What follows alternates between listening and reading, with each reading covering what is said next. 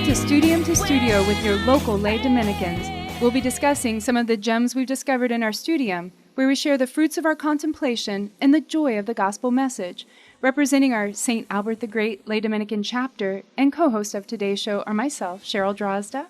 Charles Richard. And we have a special guest today. Alan Phipps is in with us, and Alan is our vice president of our southern province, the St. Martin de Porres Lay Dominican province.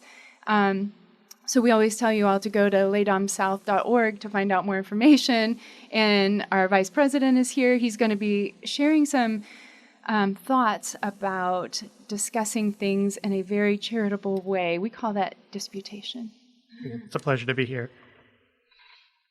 So I guess we should start with that, where to begin with this. You had mentioned starting with what truth is, basically. That's a big opening. That's right. I mean, if you look at discourse in our culture today, it's very divisive. It doesn't appear to be concerned that much with truth.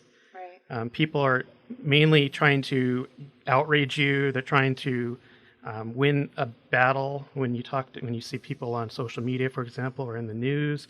But there's very little concern with truth. And so the ancient method of disputatio, a disputation, is something that I found recognizes that there is such a thing as truth, and truth is to be found everywhere. It's to be found in a variety of different places, because ultimately truth derives from God. Yeah, and I think that this has become kind of an unfamiliar way of talking about questions in our culture, right? And so, this is an election year, so we're used to seeing presidential debates and argumentation happening in the media and, like you said, on social media and other places. And most of that seems to be focused on winning the argument, right? Persuading an audience, defeating an opponent. And that is not at all the way that Dominican disputation is supposed to work. Dominican disputation is about a common effort, perhaps between two people who disagree over things, but a common effort to arrive at the truth. Not about winning, not about necessarily trouncing your opponent in a debate. It's about talking about serious issues and serious disagreements sometimes, but in a way that's always charitable and always directed at the truth. Our supreme model for this is obviously Thomas Aquinas. It can be found in a lot of different places, but Thomas Aquinas gives us a model for this. He was very interested in the truth, as we know. He routinely cited ideas from other Christians like Augustine, but also from others outside of the Catholic faith.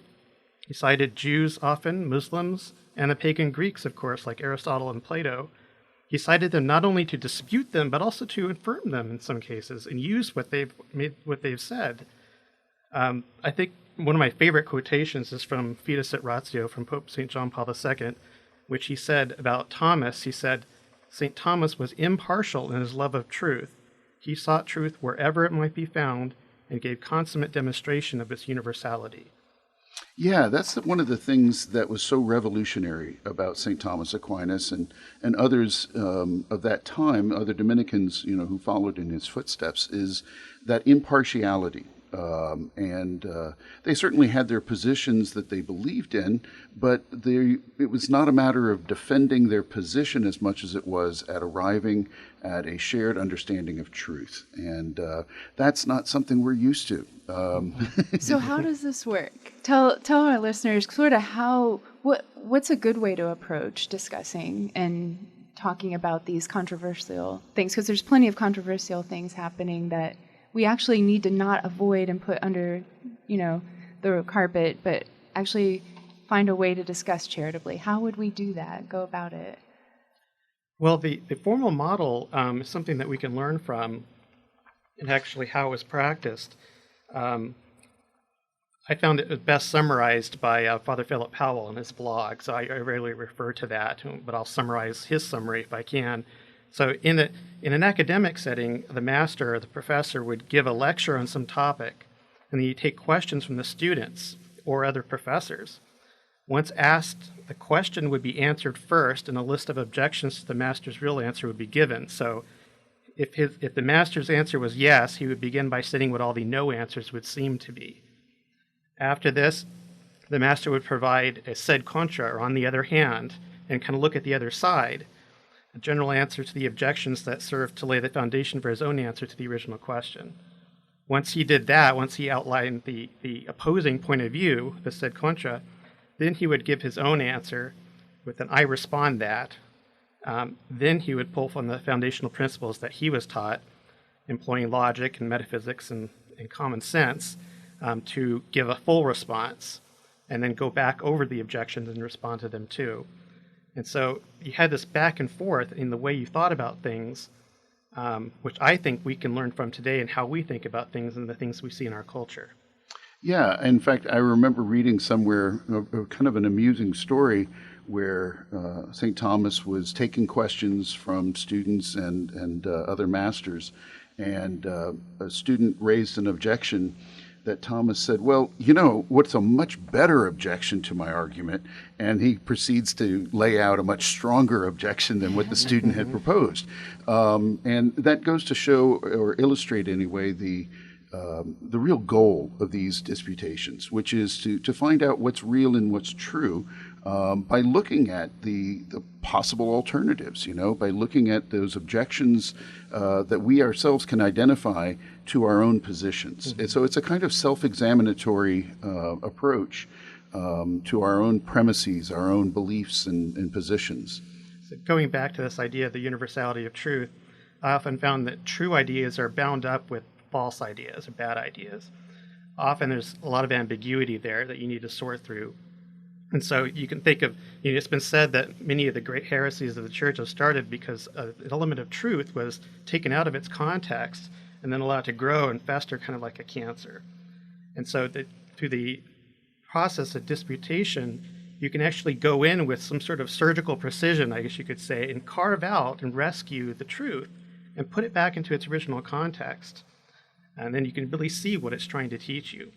And so part of this recognizes that in opposing point of view that you might encounter, there has to be some element of truth there worth rescuing.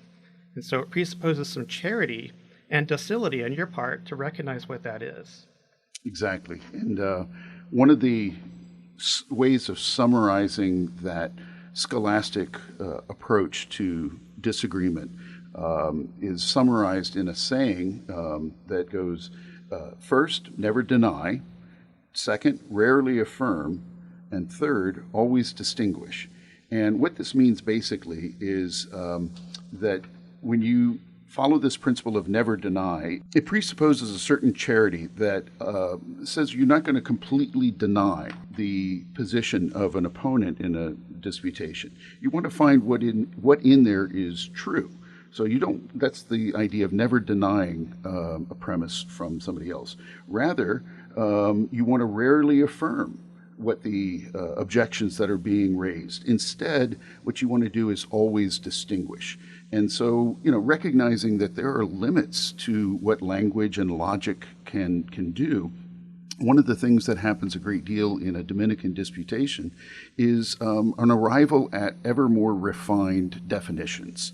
And that's critical because you have to have a consensus between two people about what you're talking about before you can arrive at any conclusions about that. Define your terms. Define right? your terms, exactly. And that matter of distinguishing and refinement is one of the ways that you parse out the truth of an argument and separate it from the other erroneous parts of the argument. Can you explain rarely affirm just a little more? Because I think that's going to shock listeners right now because affirmation, right? Okay.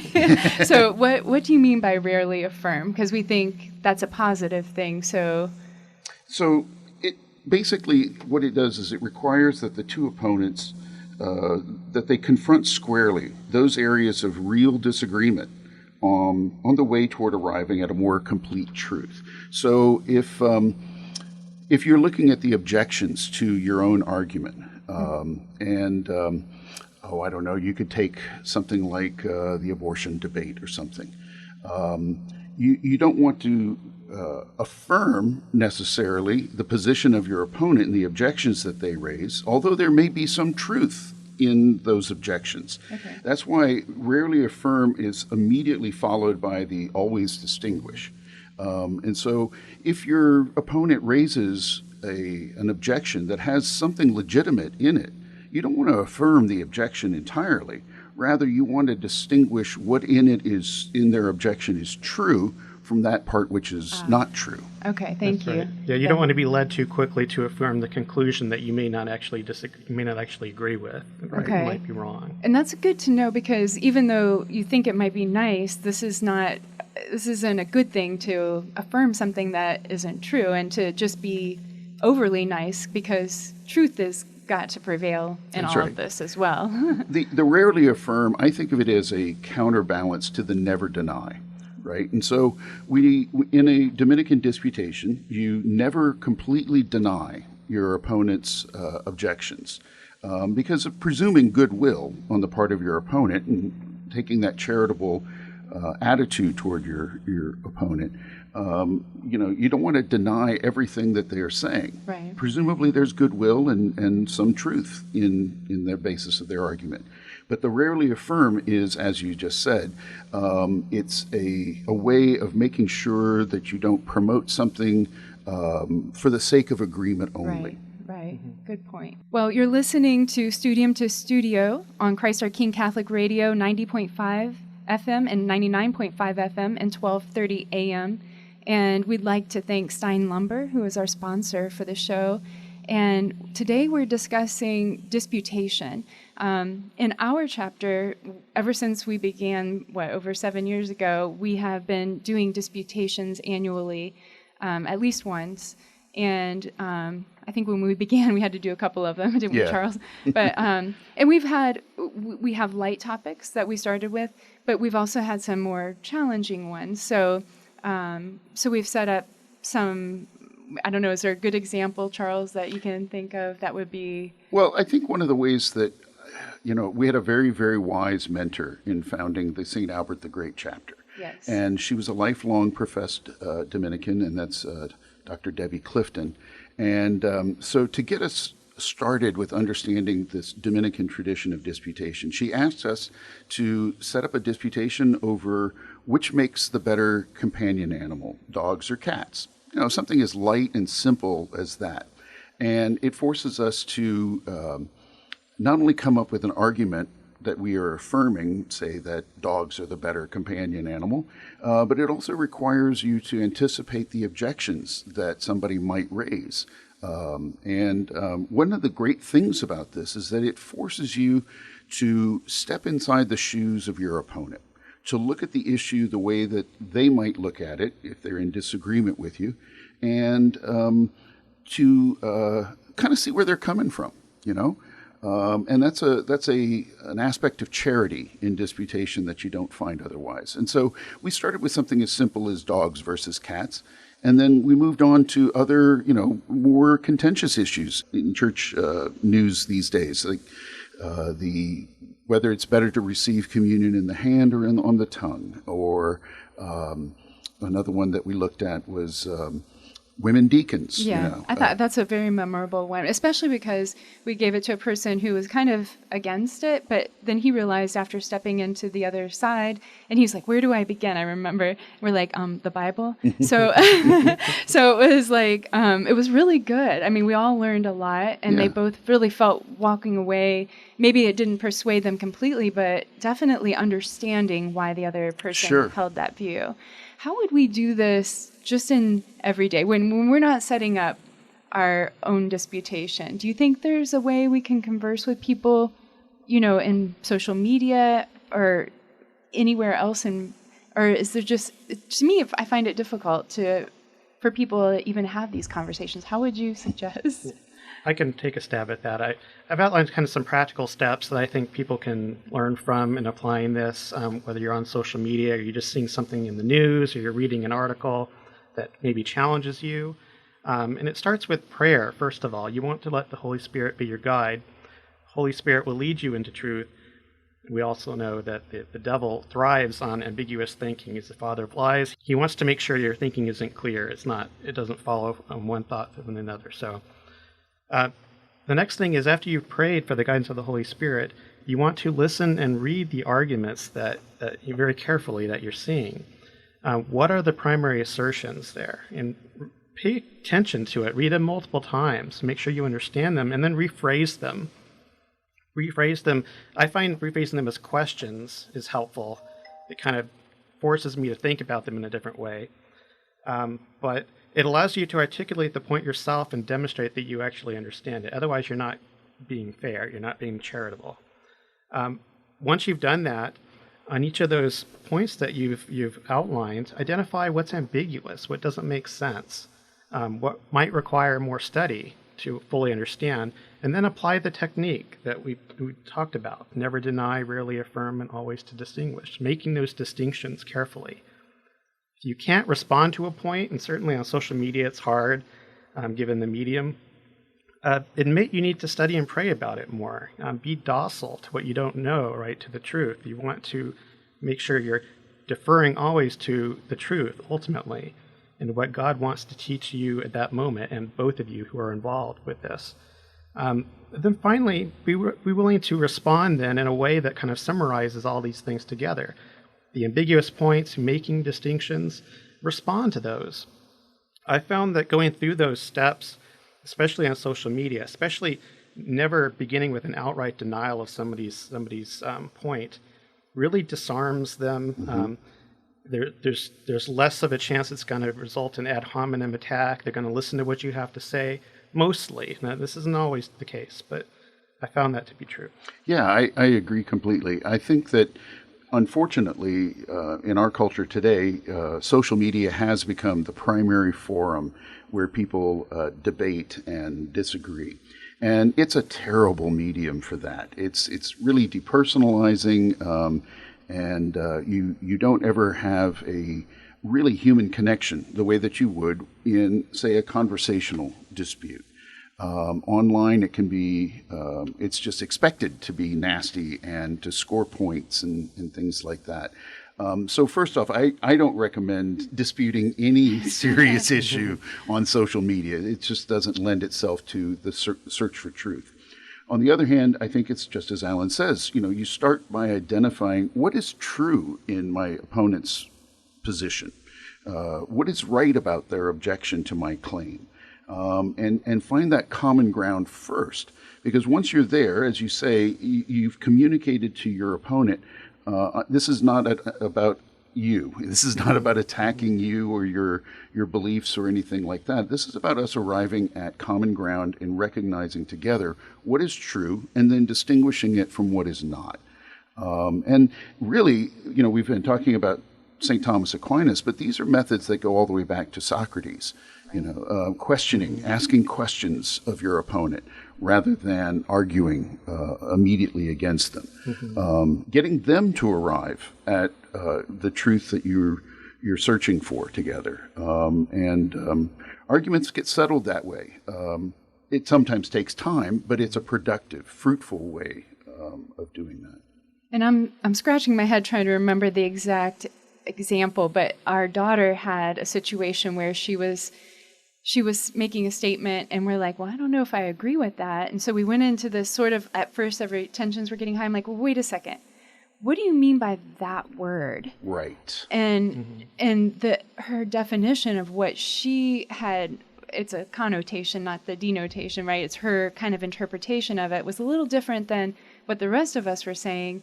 So as soon as we laid that out there, it diffused the whole thing. It's amazing what defining terms can do. Yes. In a disagreement, because a lot of times that's really the root of the disagreement is that you mean something by a particular term and somebody else thinks that term means something very different. That's right. And people throw out terms these days that they don't even know what they mean, like, oh, that's a fascist. And Nicholas, our son, loves to say, so what do you mean by that? He's very quick to... What exactly do you mean by a fascist? So it becomes much more of a productive and fruitful conversation after that. Yeah.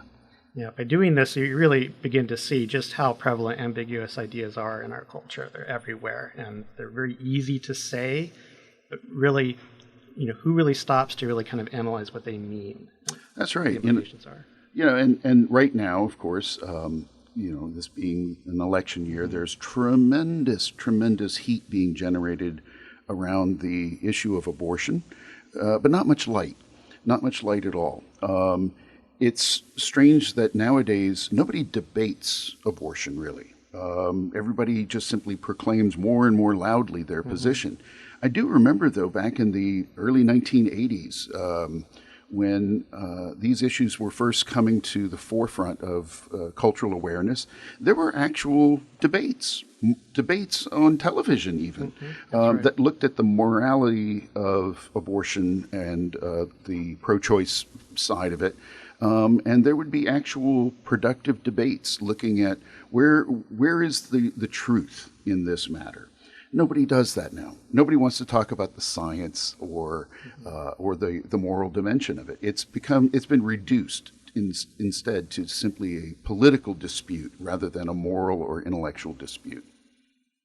And Charles, you were telling about a historic case that made an impact, like this debate made a big impact at one time. Can you share that? Yeah, I'm just beginning to do some research into the topic of the way that the Spanish conquistadors, when they arrived in the New World, how they approached their dealings with the native populations.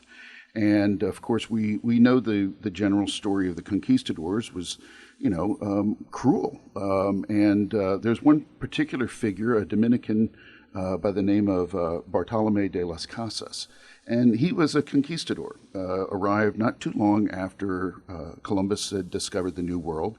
And after a time, he was appalled by the treatment of the native peoples. The Spanish came and they would enslave the indigenous peoples of South America and Central America and use them up. What struck him particularly was the Spanish drive for pearls. They recognized that the indigenous populations did dive for pearls. And they would then enslave these folks and push them to dive ever deeper to the point that it was crippling to them. And they would use them up and throw them away, essentially, as human beings. Bartolomé was so powerfully moved by this element of cruelty, he became a Dominican and became known as the defender of the Indians. And he tried to persuade the king and queen of Spain, successfully, I might add, to ban the enslavement of the indigenous peoples of South America and to quit waging war against them. Conquistadors and colonists didn't really listen to this, though. And so the debate lasted for many, many years. And I guess about 50 or 60 years after Columbus's discovery of the Americas, there took place what is now known as and our Spanish-speaking listeners will have to forgive me if I mispronounce this, but it's the Valladolid debate.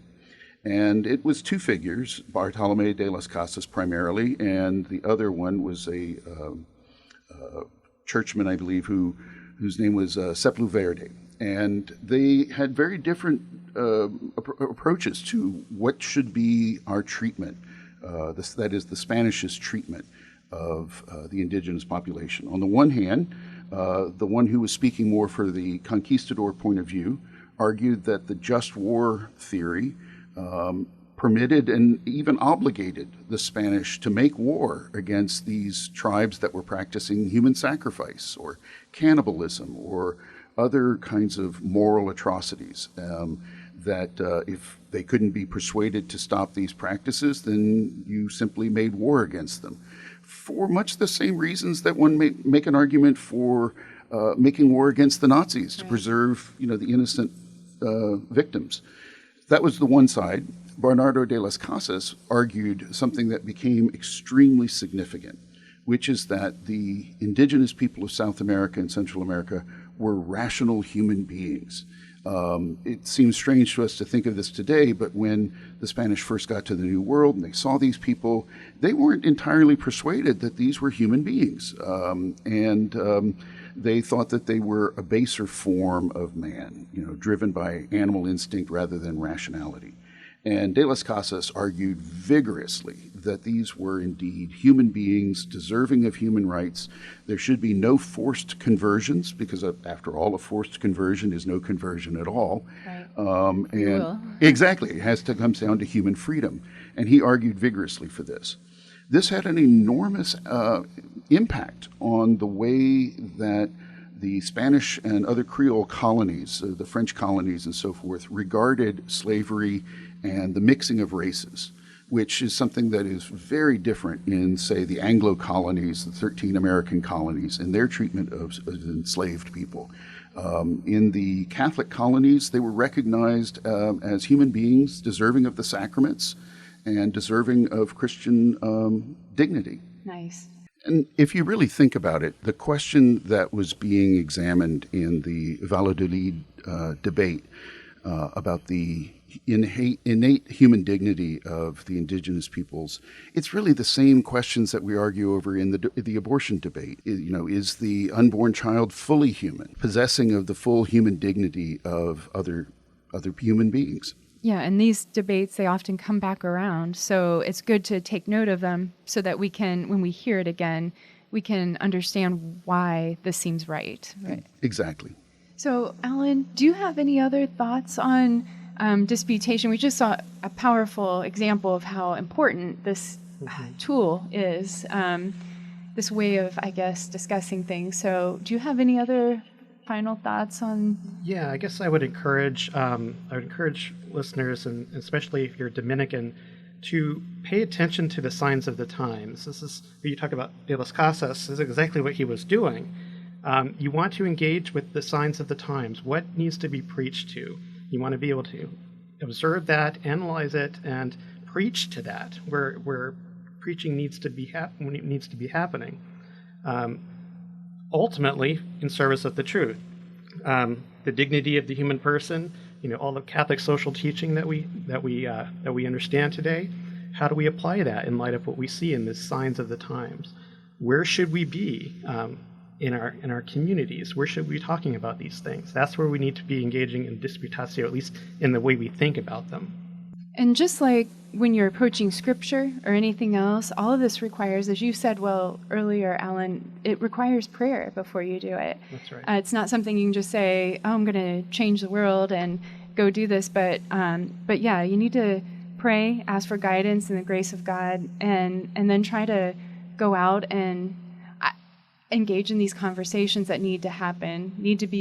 People need to be disarmed, as you said, and kind of be able to share their ideas without being denied automatically, and with having their own dignity and thought. Yeah, that's so critical. Right now, there's a tremendous temptation that we all have to look at our opponents on different issues and refuse to engage with them. And partly because that's just hard work, and it's much easier to sit back on a dogmatic position that doesn't engage people who disagree with you, and just preach at them rather than talk with them, which is what St. Dominic always did. Mm-hmm. That story of the innkeeper. Yeah, tell us the story of the innkeeper. It's a great illustration. Yeah, so Dominic encountered the innkeeper in the Albigensian countries, and who was an Albigensian, and he could have easily dismissed the innkeeper as being, you're a heretic, get away from me, I don't want anything to do with you. But instead he spent all night discussing with the innkeeper. He saw something deep in his soul, a yearning that he recognized, and he sought to feed that. And so working with the innkeeper, he effectively sought the truth and helped lead the innkeeper to understand what the truth actually was. And the innkeeper was converted at the end back to the Catholic faith. And so that's our ultimate example there. Yeah, I mean, by the dawn, the innkeeper was reportedly exhausted by Dominic's ability to respond to every objection that he raised. And so Dominic, by simply loving the man and by talking with him and walking together toward the truth, was able to win the conversion of this heretic. What an excellent example to finish up on. So, well, remember to stand firm in the absolute truth, Jesus Christ, because only the truth bears grace. God bless.